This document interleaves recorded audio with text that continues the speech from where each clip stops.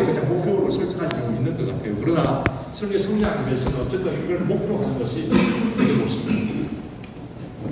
특별한 예를 좀 보겠습니다. 스펄전 전기 보면요, 스펄전이 16살 때 정말 그 10대 때 패싱하고 설교를 주일학교 교사했거든요. 근데 그 주일학교 교사로 이제 설교를 하는데 성도들이 2층에 대예배 설교를 안 가고 그 10대 스펄전 설교하는 그 주일학교 성도들 다니는 그 설교 듣고 있다고 그러죠. 그러니까 스펄전 되게 들리는 설교, 귀납적 설교, 물론 연역적이지만 귀납적 설교 방식으로 인텍시 했거든요. 좀 그 얘기 생각이 나는데, 이한테는 좀 우리가 자유하는 방식을 선도해야 되고, 그럼 어떻게 원고를 조금 더 적극적으로 이런 문제들이 있는데 어떻게 극복하시라고 할 때 우선 설교를 빠르게 외우는 방식, 분명히 이 똑같은 내용을 말해도 다르겠죠. 우리의 비언어적인 것도 하나의 강력한 메시지이기 때문에 우선은 아까 말씀드린 대로 인식의 변화가 좀 필요합니다. 저도 이거 최근에 이 생각 많이 하는데요. 우리가 신학교에서 추석을 너무 강조하다 보니까 설교는 추석이라는 생각을 많이 하시는 것 같아요. 좀 송구합니다만 그게 아니라는 건 아닙니다. 교수는 워낙 추석을 강조하는, 당연히 추석은 기본 중에 기본입니다. 제가 로이드 존스 전공했다고 했죠. 추석은 기본입니다. 그러나 그게 설교는 아니라는 거죠. 설교는 사람과 사람이 만나는 거잖아요. 말하는 거잖아요. 설교문과 설교 내용은 분명히 다르다. 근데 추석 끝나면 설교 끝났다고 생각하는 것 저는 대단히 큰 병폐다. 이제 시작이죠. 설교는 이제 원고, 악보가 완성된 거지. 그 다음 연주 연습을 해야 되는데 이거 안 하는 경우 많거든요. 그렇지 않습니까? 악보가 노래는 아니잖아요. 그게 잘 연주돼야 노래인 것이지. 그래서 이 부분에 대한 각성이 필요하다. 작성된 원고는 설교하기에 충분하지 않다. 설교가 설교자의 일부가 될 때까지 설교는 설교자의 영혼을 적셔야 된다. 설교가 설교자이고 설교자가 설교자. 설교는 설교자가 쓴 원고가 절대로 아니다. 특별히 저는 기존에 우리 전통적인 강의 설교자분들이 이 조언을 들어야 된다고 생각합니다. 설교문이 다라고 생각하는데 그 좋은 설교 내용이 안 들리는 경우가 많더라 그겁니다. 설교는 설교자의 본질이고 설교자가 믿는 내용이다. 그러니까 설교가 원고가 아니라 그 내용이 합일체가 되어서 잘하게 전달할 때 그게 설교가 되는 거지. 그걸 그냥 영혼 없이 읽고 지식을 전달하는 게 설교가 아니라는 거죠. 그러려면 우리가 그 설교 원고를 좀 소화하는데도 조금 더 많은 시간이 필요합니다. 말씀드린 것처럼 분명히 옛날 성도들만큼 우리 요즘 성도들 말씀을 듣는 훈련이 잘 되어 있지 않지 않습니까? 조금만 빌어도 뭐 핸드폰이 울린다든지 조금만 지구해도 귀를 닫는 시대이기 때문에 그걸 감안해서 그런 거 어떻게 듣게 하지라는 분명히 우리가 신경을 좀 써야 되는 시대로 접어드는 것이 사실입니다. 그러려면 조금 더 우리가 원고를 소화하는데 시간을 조금 더 할애할 필요가 있다는 것입니다. 그럼 어떻게 원고를 외울 것인가? 가장 중요한 원칙은요, 구조가 선택해야 됩니다. 그래서 제가 그 테드 설교를 시간이 안 하려다가 이거를 점프하고 바로 테드 설교를 하면 목사님 그게 어려우시겠다. 안 하고 싶어서 우리가 안 하나? 방법을 몰라서 안 하는 건데, 근데 아까 이거 보셨죠? 우리 목사님들 홈페이지 원고 없이도 하시잖아요. 근데 이미 구조가 머리에 있기 때문에 접근도 좀 하시기가 편하신 거거든요. 근데 구조가 복잡하면 설교문이 잘 안 외우십니다. 그래서 그 오늘 소개해드린 그 구조를 좀 참고하시면 훨씬 쉽게 보지 않는 설교가 더 쉽게 가능하지 않으실까라고 생각이 됩니다. 그래서 이게 왜 중요하냐면 그 뇌과학적으로 볼 때요, 우리가 뇌가 제한된 에너지가 있는데 서로 연관이 없는 정보를 처리할 때 상관성을 찾느라고 대단히 에너지를 많이 쓰게 된다는 거예요. 그러니까 여러분 강의를 저희 신학교 때 뭐 하루 종일 들으면 뭐 오전 강의, 오후 강의 있는 날 있지 않습니까? 시간표가. 그 강의 듣고 어떻게 합니까? 저기 바로 도서관 갑니까? 저는 그 하루 종일 강의가 있는 날은요, 그 다음 기숙사 가서 누워 있습니다. 그러니까 이게 우리 뇌 용량이 있는데 이게 풀 가동된 거거든요. 그러니까 쉬어줘야 된다는 것입니다. 근데 정보가 너무 복잡하면 이 뇌가 더 많이 오작동 해줘야 된다는 거예요. 그걸 찾기 위해서. 그래야 편안한데. 그래서 좋은 설교는요, 쏙쏙 들어오게 정리를 해줘야만 우리도 쉽게 외우고 더 너무도 쉽게 그 설교를 이해할 수 있습니다.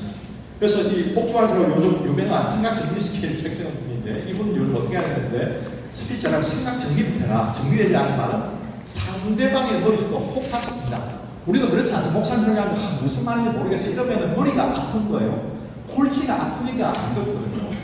또 이러면 어떤 설교 쏙쏙 들어오는 설교는 기본적으로 흐름이 명확합니다. 저는 부끄럽습니다만 제가 목회할 때 어떤 한 분 여자분이 못 본 분이 오셔서 좀 눈에 보니까 계속 오셔서 좀 교수님 물어봤어요. 혹시 어디 오시냐 그러니까 엄마가 예전에 이 교회 다녔는데 이제 엄마 보러 왔다. 엄마가 지금 몸이 괜찮아서 좀 출석 못하시지만 이제 엄마가 가보라 좀 왔다고. 근데 이제 그분이 어디 사냐 대전에 사시는데 제가 화성 쪽에 있었거든요. 대전에 화성이 가깝지는 않잖아요. 근데 계속 오시는 거예요. 그래서 감사하는 대전 쪽에 모교회를 가시라고 그러니까 집사님 그 여자분이 그래요. 자기 교회를 10년 다녔는데 목사님이 뭔 말씀을 하시는지 모르겠다 그러잖아요. 근데 여기 보니까 목사님 말씀을 쏙쏙 들어본다는 거예요. 또 그때 제가 마침 복음을 설교하고 있었거든요. 그래서 자기가 너무 좋고 고마워서 대전에서 매주 온다는 거예요. 그래서 제가 너무 감사하지만 여기 계신 곳에 가라고. 그분이 꽃집을 하시는데 정말 제 평생에 가장 큰 꽃다발을 받아 너무 고맙다고. 근데 여러분 제 내용이 그렇게 다르겠습니까? 단지 이런 좀 구조들 좀 선명하게 들리는 방식을 쓴 것밖에 없거든요. 근데 이제 우리도 다 쓰잖아요. 근데 이런 소소한 것들을 분류해주지 않으니까 골치가 아픈 목사님 지금 무슨 말씀하고 계시지? 구조가 생각보다 되게 중요하다 말씀을 드리고요. 선명한 구조를 위한 논리가 있습니다. 첫째 너무 복잡하게 만들면 안 됩니다. 이거 교수님들 특기거든요. 우리도 힘든데 교수들 얼마나 힘들겠습니까? 그럼 어떻게 해야 되는가? 스펠전도 그런 말하고 유명한 연설가들 그런 말 했는데 그랬다고요. 목사님 설교를 한 20분 하려면 몇 시간 설교를 준비해야 됩니까? 그랬더니 한 2~30분 설교하려면 한 5시간, 10시간 준비하면 되죠? 그랬다고요. 1시간 설교하려면 어떻게 해야 되죠? 그러니까 한 15시간 준비해야 되지 않겠습니까? 그랬다고요. 그러나 2시간 설교하려면 얼마나 준비해야 되는가? 그랬더니 그 목사님이 준비할 필요 없다고 아무 소리나 안 된다고 2시간이니까. 그러니까 우리가 어떻게 좀 더 간략하게 선명한 구조를 짤 수 있을까 더 많이 연구하면요 더 선명해집니다. 이건 필요하겠다. 이건 빼도 상관없겠다. 근데 우리가 준비 안 하면 대충 넣어놓고 알아도 자수시라고 되면 힘들어지는 거죠. 사실은 노련한 설교나 노련한 교사는 우리 청중의 수준을 잘 알고 이거 어렵겠네. 이거 하면 좀 더 좋을 것 같아. 이걸 잘 간파하는 게 좋은 교사잖아요. 저도 아까 말씀드린 것처럼 제가 전통적인 우리나라에서 마술 요정술 연구에 전공한다면 아마 저밖에 없을 것 같습니다. 다른 우리 박사들 계시지만 다른 나라에서 영국 설교사를 연구하셨는데 저도 전통적으로 그분을 연구했지만 저는 대학원에 신약학을 했거든요. 그래서 말씀드린 것처럼 주석가 2~3개 있으면 설교문 작성은 별로 어렵지 않습니다. 특별히 어려운 부분은 아니면. 그런데 제가 설교문 작성하다 보니까 진짜 어려운 게 뭐냐 하면 우리 교회 70~80은 권사님 알아듣게 설교하는 게 제일 어려운 거예요. 기도 잘 안 들리시는데. 그래서 예화 찾고 좀 좋은 게 없나 찾는 이유가 설교를 정답하기 위해서가 아니라 저도 어제 논문선 박사니까 그게 쉽죠. 주석 계속 했으니까. 그런데 어쨌든 이거 쓰는 이유는 어찌하든지 복음이 귀하기 때문에 우리 그 할아버지도 할머니 좀 알아듣게 하기 위해서 하는 거거든요. 물론 그거 안 써도 됩니다. 안 써도 됩니다. 기존처럼. 그런 맥락에서 우리가 좀 더 어떻게 이분들 좀 쉽게 알아듣게 구조를 짜지? 이런 맥락에서 영문에 대한 관심에서 하는 거죠. 그리고 논리의 흐름을 따라 구성하는 게 좋다. 이건 강의 설교와 마찬가지입니다. 희성정결 혹은 어떤 흐름들이 있는 게 좋습니다. 왜 그러냐면 설교학책에 안 나오서 내과학적으로 볼 때에 우리에게 그렇다면 이게 무의미한 것들이 기억이 안 된다는 거예요. 의미가 없는 점은 기억이 되지 않는다. 우리의 내 책에는 어떤 흐름과 의미가 있어야만 잘 기억이 된다는 것입니다. 이것은 데니얼 사크나 하버드 아마 이 심리학 교수가 그런데 이 리사크는 아주 뛰어난 미국의 소설가가 있습니다. 제가 내러티브 설교가 지금 미완성이기 때문에 설교하기 좀 그쪽 책 좀 보고 있는데 리사크는 이런 말을 합니다. 뇌라는 것은 모든 걸 선착순으로 기억하는 게 아니고 한편의 영화처럼 편집돼서 어떤 스토리와 기성정기를 방식으로 내가 그 어떤 지식을 기억한다는 거예요. 근데 우리 이걸 무질서하게 늘어놓으니까 하나도 기억이 남지 않는 경우가 되게 많다는 것입니다. 그래서 어떤 질서있게 구성하는 게 중요한데 이게 좀 실제적이니까 뒷부분을 제가 좀 추가해서 강의를 하고 좀 예를 들어 드리면 이미 여러분 직관적으로 알고 계시지만 좀 이참에 정리를 하시면 좋겠다 싶은데 예를 들어서 개가 짖었다, 고양이가 나무에 올랐다, 다람쥐는 기절했다. 이렇게 우리 설교문을 예를 들어서 혹은 그런 문장을 외운다고 할 때 이 개는 짖었고 고양이는 나무에 올랐고 다람쥐 기절했다 이렇게 외울 수 있죠. 10번 딸딸딸 외워야지 할 수 있지만 아까 그 말씀드린 그 뇌과학적인 이 뇌 작동을 내더라면 이렇게 하면 잘 안 외워진다는 것입니다. 상관관계가 없기 때문에 무의미한 음절은 기억되지 않는다. 그러니까 조금 더 이걸 쉽게 외우려면 상관관계를 설정해 줘야 된다는 것입니다. 예를 들어서 개가 막 진짜 고양이가 잽싸게 이렇게 나무로 피하고 그러니까 다람쥐가 그걸 깜짝 놀라 기절하고 말았다. 마지막에 조금 제가 볼 때 좀 오버긴 한데 이게 상관관계가 있잖아요. 개가 막 진짜 고양이가 놀래서 확 뛰고 그리고 막 다람쥐가 내년 강의도 좀 바꿔야 되는데 다람쥐가 뭐 자결을 했다든 좀 끝나는 어쨌든 이런 상관관계가 있어야 기억을 한다는 거죠. 근데 우리가 1대지, 2대지, 3대지도 이런 상관관계를 설정해주면 쏙 들어오고요. 50분, 1시간 강의도 별로 시간 지구하다는 못 봤습니다. 근데 어떤 설교나 강의는 5분만 해도 이미 현타가 오는 강의 설교 있잖아요. 벌써 지루해지고. 이게 연관성이 없으니까 힘들어하는 거예요, 머리가. 그래서 여러분, 제가 그 구조가 되게 중요하다 계속 어제부터 말씀드린 이유가 이런 거예요. 구조가 안 되면 강의 설교도 잘 안 되고요. 이 기납주 내려티브 설교는 더 어려워집니다. 이미 이런 구조를 갖고 계실 때, 대구할 때 한 번 더 살피시면 좀 좋습니다. 그러면 우리가 진짜 설교하기가 되게 편해집니다. 홈페이지 지금 그냥 알 것 같잖아요. 스토리만 좀 있고 또 기존에 좀 성경 걸어오면 구조가 명확하니까. 아까 그 목사님도 아까 우리 발표 목사님 홈페이지 같이 공부했는데 목사님 이제 원고 안 보고도 할 수 있게 구조가 있으니까 원고 안 보고도 뭔 얘기하는지 그냥 딱 떠오르잖아요. 그런 맥락에서 이제 하나의 샘플이지만 우리가 강의 설교할 때 이런 구조를 좀 명확히 하는 게 좋다. 그러면 원고하고 훨씬 더 청중과 인텍션 하면서 이렇게 더 생동하게 설교하는 게 가능해집니다. 그래서 그 복지관식 책에 보면 이렇게 말하는 내용을 효과적으로 기억하고 싶다면 글쓰기 형태의 대본이 아닌 논리 구조의 형태로 대본을 먼저 만듭니다. 일종의 상관관계가 있도록 써야 된다는 거죠. 독립적으로 해서는 안 되고 글씨 형태의 대본은 구조가 아닌 문장과 단어 사이에 집중하기 때문에 내용을 이해하고 기억하는 비효율적이다. 그러니까 뭐냐면 디테일한 문장 단어 이전에 구조를 먼저 봐야 된다. 어제 제가 캔넬 몰간도 자기가 문장보다 구조에 더 많은 신경을 쓴다고 했잖아요. 로종스도 대단히 구조를 강조합니다. 교향곡처럼 구성하라고. 대체로 보면 설교가 중심사상이 명확하고 설교 구조가 명확하면요. 설교는 대체로 꽤 괜찮게 합니다. 기본적인 프레임과 진용이 튼튼하기 때문에. 근데 중심사상 틀려버리고 구조가 틀리면 이건 안 들어도 이건 설교가 그냥 중구난방이 될 수밖에 없는 거죠. 그래서 한 번 더 좀 살피시면 좋을 것 같아요. 우리 앞에 목사님 계셔서 좀 그런데 제가 우리 그때 설교 클리닉하면서 목사님이 설교를 3대절 이렇게 설교했었어요. 기억하실 텐데 사실 문제 없으면 설교 잘 하셨어요.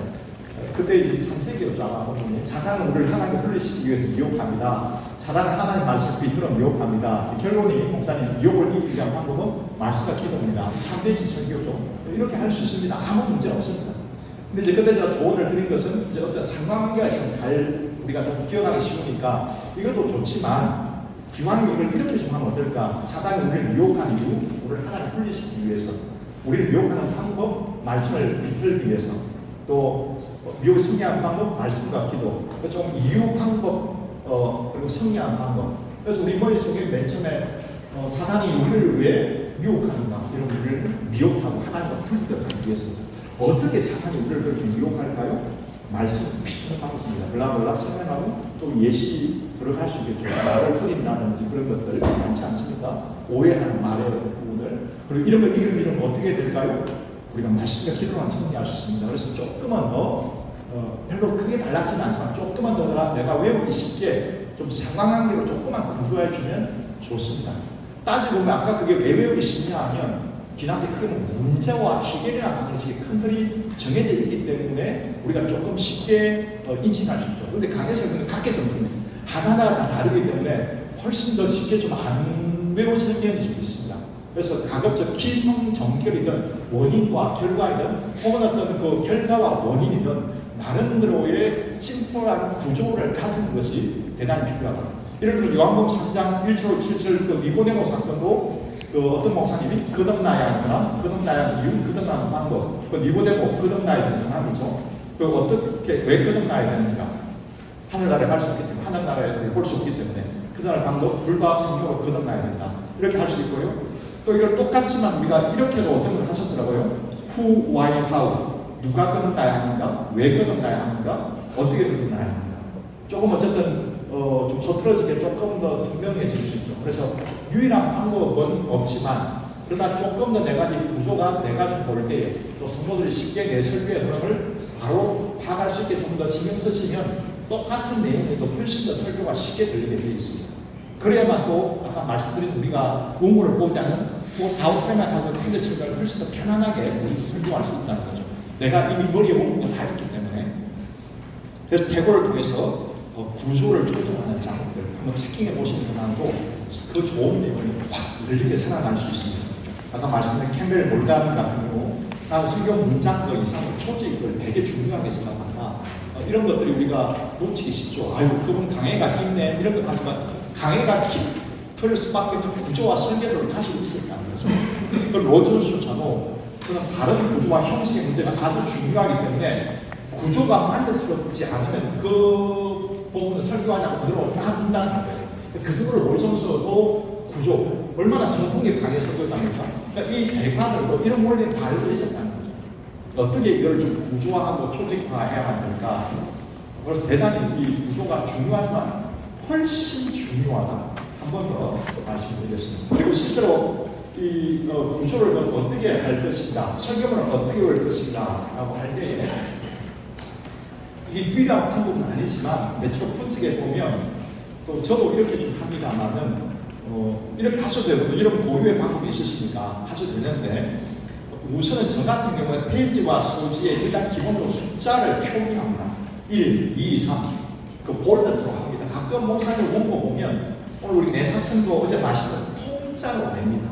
근데 여러분 아시잖아요. 우리가 설교할 때 1초씩 보는 게 되게 긴 시간이거든요. 근데 이제 좀 잘 보이게 표시해 놓으면 1, 볼드처럼 썩 0.2초만 봐도 내가 어디 하는지 바로 볼 수 있습니다. 근데 어떤 분은 또 그게 어디 있는지를 잘 몰라요, 본인이. 그래서 설교문에 딱 눈으로 볼 때 지금 어디인지 보이게 조금 표시해 줬는데 기본은 그래서 우리 책도 챕터 1, 1, 볼드하고 칸 띄워서 들여쓰기 하는 게 그게 우리 뇌가 인식하기 좋기 때문에 그렇게 책을 다 쓰는 거거든요. 그러니까 설교문을 그렇게 쓰시는 게 좋습니다. 어떤 분은 정말 통짜로 4페이지를 그냥 내는 분이 있습니다. 정말로 제가 그렇게 설교 잘하는 분을 별로 본 적이 없어요. 본인도 지금 어떻게 하는지 잘 몰라요. 근데 자기가 딱 흐름을 잡고 있어야 딱 잡고 끌고 갈 수 있다. 그래서 좀 단순히 말씀드리면 설교가 소위 통짜로 1이 되면 잘 안 들어옵니다.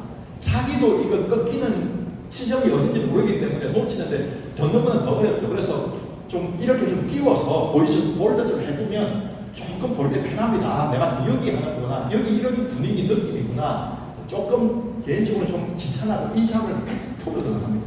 안 하면 저도 죽는 경우 많기 때문에 한 발 더 나아가서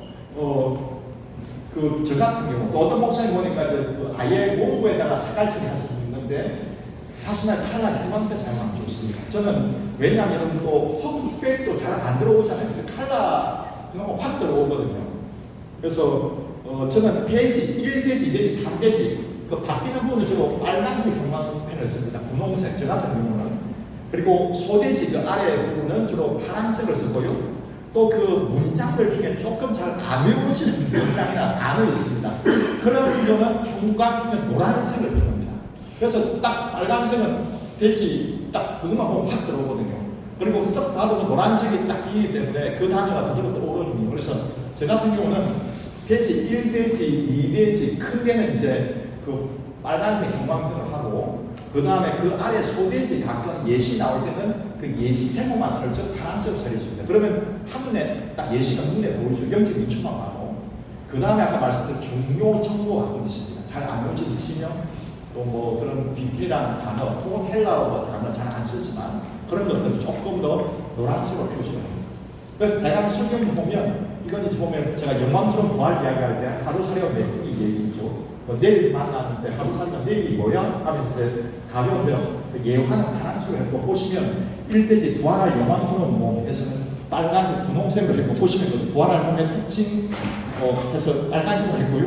그 아래에 다시는 썩지 않는 몸 그리고 강한 몸, 영막으로 몸, 요거는 그 파란색으로 작은 대지이기 때문에. 그 세 번째 큰 대지는 다시 빨간색 혹은 분홍색, 작은 대지는 파란색으로 되겠지 않습니까? 그러면 썩 봐도 아 이거지 하고 바로 알 수가 있죠. 그래서 제 개인적으로 이렇게 써보면 좀 편하더라고요.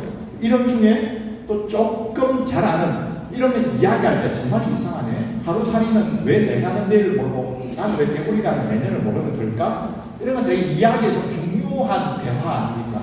이런 건 뭐 이야기의 맛을 살리는데 되게 중요하기 때문에 근데 내일이 뭐야? 뭐 이런 거 되게 중요한 부활로 가기 전에 이런 거는 이제 좀 하루살이인데 우리 잘 쓰는 용어가 아니기 때문에 처음에 노란색으로 처리를 좀 해놨죠. 그리고 보면 뭐 회당장 야유의 딸 또 보시면 이런 거 잠자는 자들 첫 열매가 되셨도다. 이런 건 성경 구절이니까 조금 더 신경쓰고 좀 외워주면 좋겠죠.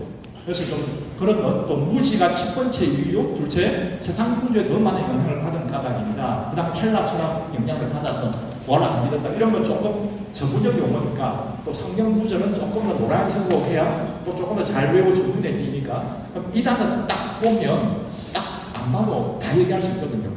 마지막은 전단의 걸 신경 써서 말할 수 없는 소망, 희망과 용기, 놀라운 소망 뭐 이런 것들은 조금 제게 중요한 문장이어서 노란색으로 처리합니다. 그러면은 직관적으로 아까 맨 처음에 통짜로 이거 하면요, 저 난감합니다. 뭘 강조해야 될지 뭐 구조가 확 안 들어오지 않습니까?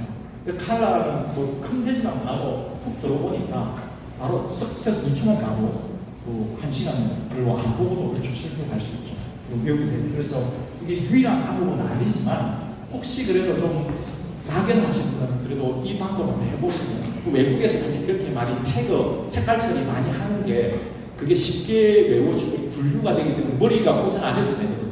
색깔로 아예 되지지 아니면 그 표시를 보고 되지 않아야 되는데 색깔만 이게 되지지 하고 간지를 하니까 되게 내가 덜 피곤합니다. 그래서 좀 이것도 별건 아니지만 할 수 있는 한 좀 구체적인 목사님들이 좀 도움이 될 것 같아서 아마 어떤 분이 이미 하고 계실 텐데 또 안 하신 분 이런 것도 좀 참고하시면 도움이 될 것 같습니다. 그리고 이렇게 한다면 못하는 목사도 마찬가지인데 만약에 좀 익숙해지시면 조금 더 정성을 기울이신다면 그 4페이지 설교문을 한 페이지로 테레스를 요약해서 올라가시는 것도 좋습니다. 이제 넘기는 것도 어찌 보면 또 집중력이 떨어질 수 있기 때문에 그 내용을 충분히 소화한 다음에 저는 좀 그렇게 합니다. 특히 부흥회 때는 100% 그렇게 합니다. 제가 지난번에 거기 갔을 때 익산 기쁨에 갔을 때 보니까 제 원고를 한 6페이지 준비했는데 보니까 양쪽이 너무 넓은 거예요, 교회가. 이거 보면 새벽에 다 졸겠다 싶어서 그냥 이제 포기하고 그냥 쭉 양쪽을 보면서 이제 했었는데 어쨌든 현장을 판단을 해야 됩니다. 분위기 자체 원고 봐서는 안 되겠다는 교회가 있거든요. 그러면 정확성이 좀 떨어지더라도 청중과의 임팩션을 선택하는 게 필요한 장벽이 있다. 그런 맥락에서 이제 아웃라인을 하는 쪽고 기본에는 100% 아웃라인 가져가야 돼요. 왜냐하면 대충 설교가 좀 길지 않아요. 4, 50분 하는데 그거 너무 읽으면 물론 뭐 환상을 보는 체험, 입신 체험은 가능하고 쓰러지고 원장이 가운데로 쓰러지고 보면 그래서 그런 경우 원래는 기대하면 못하고 그런 걸 충분히 아웃라인 가져가면 나중에 보게 좀 뛰어난 설교자들이 대체로 그렇게 안 움직이면서 가볍게 눈만 확인하고 하거든요. 그래서 아웃라인으로 그걸 하나로 요약하는 것도 좀 지혜입니다. 원래 로존스 보니까 할 수 있는 꼼꼼하게 아웃라인을 자기도 적는 편이다. 로존스는 첫 10년간 원고를 다 썼습니다. 그런데 이제 웨슬리 챕터 가서 다 쓸 시간도 없고 또 그게 썩 좋은 방법도 아니라고 생각했기 때문에 로마서 아웃라인을 중심으로 설교를 했습니다. 그래서 이런 것들도 유일한 방법은 아니지만 참고하시면 되겠습니다. 또 설교를 외울 때 유의할 점, 아까 말씀드렸는데 무슨 소리내 의미가 좋고요. 사구를 외우지 말고 물론 읽을 때 좀 외울 필요있지만 전국적으로 외우는 것은 덩어리를 전체로 외우는 게 좋습니다. 아까 4페이지식으로 거기에 맨 처음에 어제 제 설교 얘기한다면 아까 내 스토리, 우리 스토리 할 때 내가 스코틀랜드 여행 하나 해냈던 이야기 그 다음 우리 신부모님들이 인생에서 선택에서 해냈던 이야기 그 다음에 성경에서 주의 말씀 내달의 중이고 길이라 하셨지 비슷하시지 예수님 말씀 내다보 길이야 또 나는 빛이니 나를 따르는 자 어둠에 다니지 않을 것이다 또 공부는 추동사의 이야기 그리고 이제 유로 갈 때는 이제 그 말씀이 빛이 된다 할 때 에브러링 큰 얘기 이렇게 말씀하시면 그리고 우리 교회에 좋아하시고 따라가고 얼추면서 다 있으니까 안 보고 이제 정말 인텐션을 할 수 있겠죠. 그래서 그 구조를 중심으로 외우는 게 좋습니다. 그리고 설교하면 하실수록 이제 우리가 연륜이 있고 또 좀 말도 좀 늘기 때문에 아마 조금 할 수 있는 부분이 있거든요. 근데 제가 이제 인문학을 하지 말라는 게 더보기에는 안 보면 상처로 빠져버리기 때문에 그래서 이제 그런 면에서 더 준비하셔야 되겠죠. 그리고 특히 중요한 정보와 문장은 조금 더 숙지할 필요가 좀 있습니다. 어떤 건 잘 안 외워지는 분명히 문장이 있거든요. 덩어리로 외우면 좀 그런 문장은 조금 주의해서 좀 외우면 되고 또 마지막으로 제가 준비한 이미지와 자꾸 올려보는 게 도움이 됩니다. 심지어 뭐 운동선수도 이미지 트레이닝에 도움이 된다고 하는데 아주 리허설 때도 내가 이런 순서 저 올라가서 저 불가하는 순서가 이거 뭐였지 그러면 이제 그냥 아주 그 다음에 이제 그냥 우리 성도를 보면서 또 우리 성도들 조심해요 또 우리 본 사람들 또 같이 따라가겠습니다 이런 거 하면서 이제 쭉 같이 끌고 가는 거죠. 그렇지 않으면 막 혼자서 읽고 내려가요. 그래서 이제 힘든 거죠. 다양한 이런 좀 과정을 참고하시면 좋을 것 같습니다. 그래서 이건 제 얘기뿐만 아니고요. 그 헬로베이션도 말을 당신이 뭐라 남기하는 구조와 흐름을 배워야 된다. 그래서 아까 제가 어제 피난교 선교를 지나칠 수가 없겠구나. 목사님의 테레스 선교를 제대로 하기 위해서는 그럼 막연히 안 보고 해보라는 건 안 되잖아요. 그러기 위해서는 구조적 샘플을 그리는 것이 우리 목사님의 실제 설교, 테레스 설교를 필수해야 되겠구나 해서 좀 제가 좀 욕심을 내서 좀 이번에 좀 강의 내용을 좀 많이 듣게 되었습니다. 그래서 그 두 가지는 좀 한번 해보시고 또 기존의 예화를 좀 적절하게 그러면 조금 예화를 어느 정도인지 또 앞이 너무 길어져도 좀 그렇거든요. 조금 좀 한 5분 정도 짧게 하고 여기는 좀 더 길게 해야 되겠다. 좀 적절한 간격을 좀 조정해야 되겠다. 그래서 참고하시면 좋을 것 같습니다.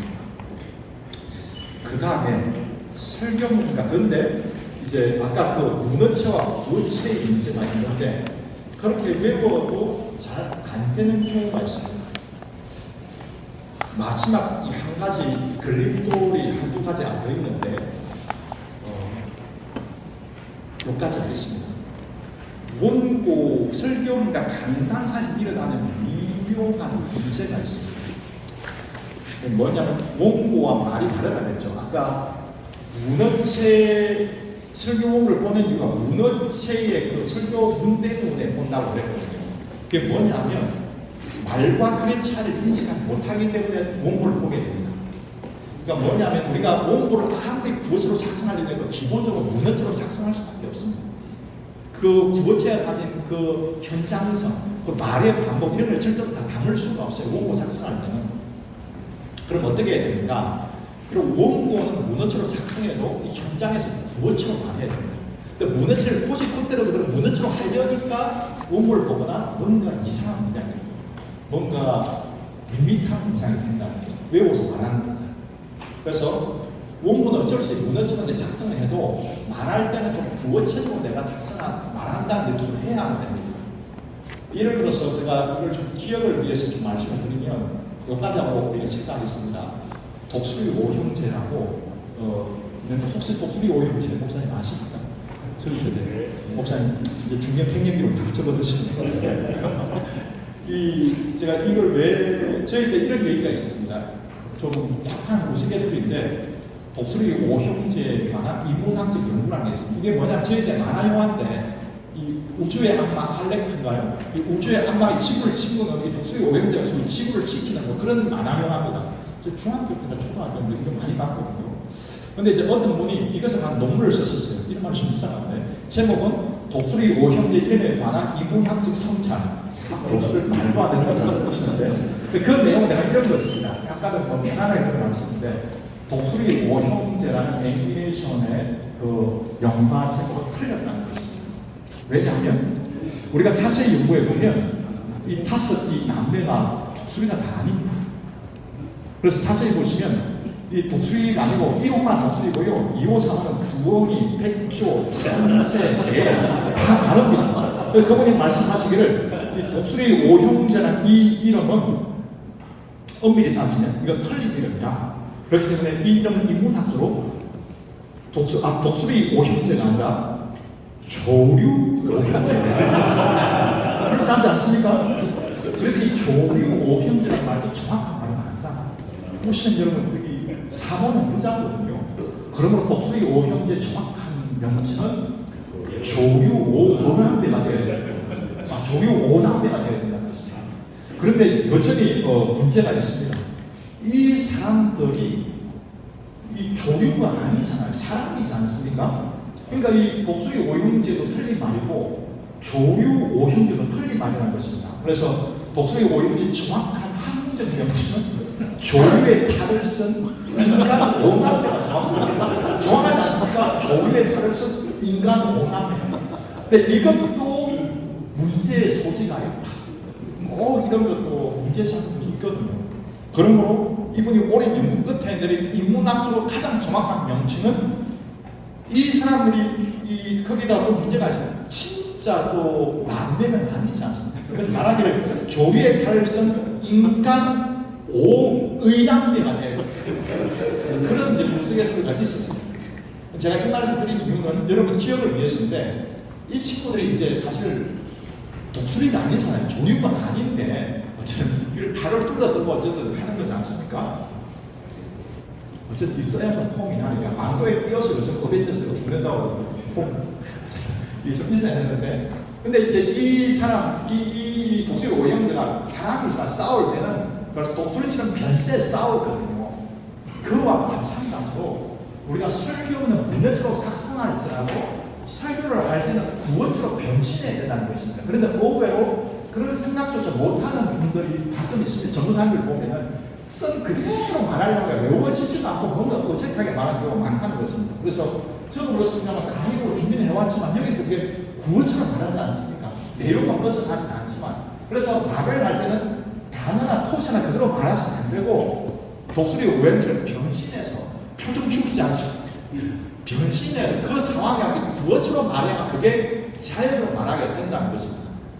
저는 교수님들 대상으로서 이 설교 강의 꼭 하고 싶습니다. 내용은 너무 좋은데 교수님들이 정말 문어처럼 다 말씀하시거든요. 그러니까 너무 재미가 없는 경우 많잖아요. 이야기도 없고 그 좋은 설교가 안 들리는 게 내용 문제가 아니라 이런 형식의 문제 때문에 안 들리는 경우가 많습니다. 그래서 그 아까 제가 말씀드린 그 문어체와 구어체의 차이, 설교가 너무 문어체이기 때문에 그 차이를 모르기 때문에 그 발음이 문어체가 어쩔 수 없지. 그래서 여러분 작성은 하더라도 그 내용 그대로 가지고 하시되 장난에서 조금 탄력적으로 유연성 있게 하시는 것을 미리 알고 하시면 쉽게 오고 보지 않는 설교 좀 하시려고 용이합니다. 제가 여기까지 공부를 조금 편안하게 그래도 좀 외울 수 있는 방법에 관해서 말씀을 나눴습니다. 저희가 식사하고 오후에 조금 남은 나머지 그렇게 더 진행하도록 하겠습니다. 고맙습니다. 네. 지금부터 이제